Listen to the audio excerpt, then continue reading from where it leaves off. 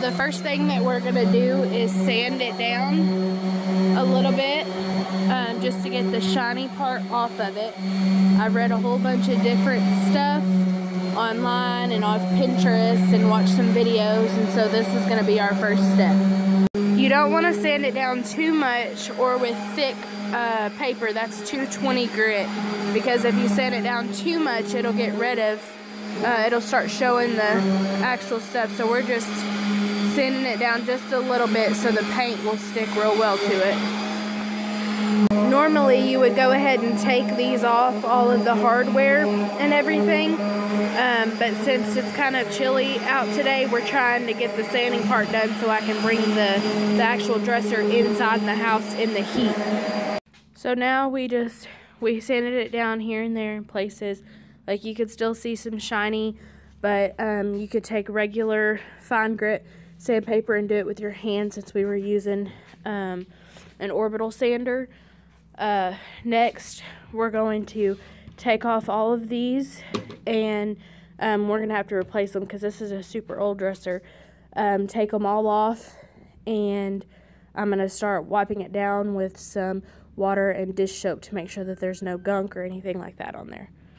So now we're removing all the hardware. We took the doors off, unscrewed them, put them right here, and then he's taking the drawer handles off right now. So we got a clean slate. I just got a rag with some dish soap and some water, and I'm going to go over it and make sure we get all the residue off and that it's all clean, ready to paint. Okay, so now I've wiped it all down, got all the residue off, took all my drawers, my doors, wiped those down as well, and now we start the painting process. So I'm currently doing my first coat, and it kind of looks like a 5-year-old has painted it. You know, it is my first project. I probably picked a little bit more challenging one since it has these things, so I'm using a smaller brush to get in the in-betweens, and plus this is my first coat. I didn't do any primer over it. I probably should have, but I went with what I had. So what I'll do is I'll do one whole coat over it, and then I'll go back and do a second coat, and hopefully it'll take care of some of these paintbrush lines. Well, my first coat is done. Doesn't look all that great, but hopefully when I let it dry a little bit, I'll go on with the second coat and be able to cover up all these brush strokes. But overall, I'm liking how it's going to turn out.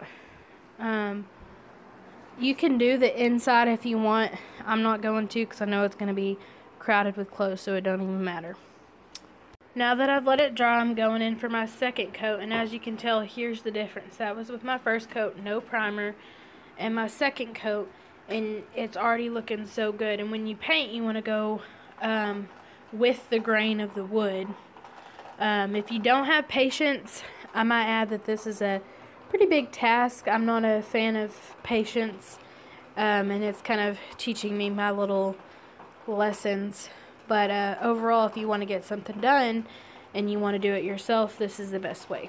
As I was doing my second coat, I realized that it would probably be better to use a smaller brush on the smaller places so you won't see the strokes near as bad. So that's what I'm doing, is I used a smaller brush for that. So here's after my second coat of paint. It looks a lot better than it did.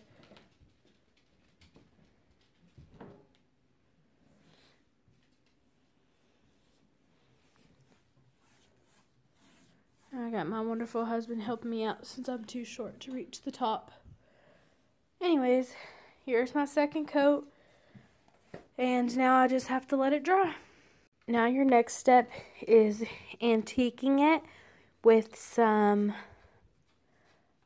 next step is to take the antiquing glaze and start doing the outer edges, and then work your way into the middle, kind of how I did here and on these. So I'll just start doing it. And you don't want to get it very thick, because you just kind of want it to be here and there. So just do some small streaks.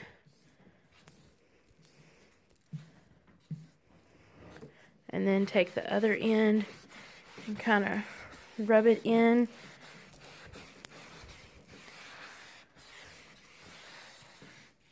And continue doing that to get the full antiquing effect. Less is more. So just do it the less amount, and then smear it in. So this is what it looks like after I've done the glazing part, and now I'm going to go over it with some of my antique white paint just to tie it all together so it'll make it look more like this. So here we are going over the antiquing glaze to make it blend in more with the antique white. That's the original color.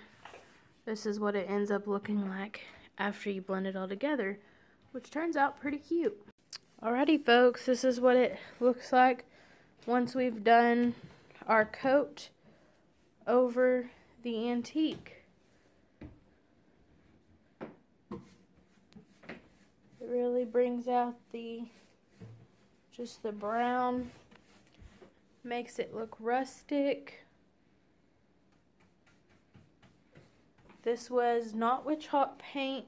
This was just with regular flat paint, and you know, it only took me a few hours after letting it sit and dry and all of that stuff, but overall it did pretty good. I'll show you the finished product once I paint the handles. So this is my finished project. We refurbished the handles, spray painted them black, and filled the holes down here. There was 2 and 2. We just filled the holes and made them into one handle. And so this was just, again, with my matte finish paint and antiquing glaze, and then the only thing left to do is just to put my wax on there just to seal it good, since it'll be used, you know, not frequently, but kind of frequently. So any questions, just leave them below.